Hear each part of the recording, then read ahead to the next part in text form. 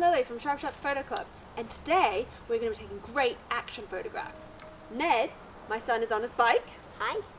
And this is my daughter Hattie, and she's going to be our photographer. So, Ned, do you want to head up the hill? Yeah, sure. Hattie and I will get ready. Right. So Hattie, the key to taking great action photographs is to first find the action setting that's on your camera. Quite often it looks like a person that's running, so you can find that on the top mode dial. If you're going to use a mobile phone, you can just push the shutter button down as the action is happening for probably 5 seconds, and that will help you capture it.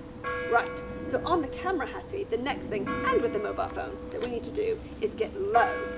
Yeah? And by getting low, we'll get Ned as he comes down the hill.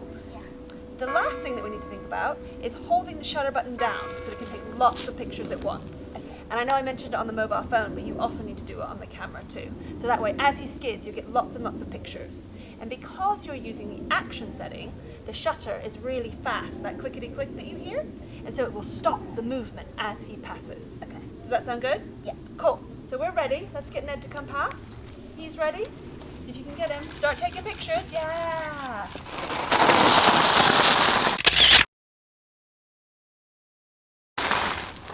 Great skid, Ned. How are the Thanks. shots look, Hattie? Very good. Yeah? You managed to capture him? Yeah. Cool.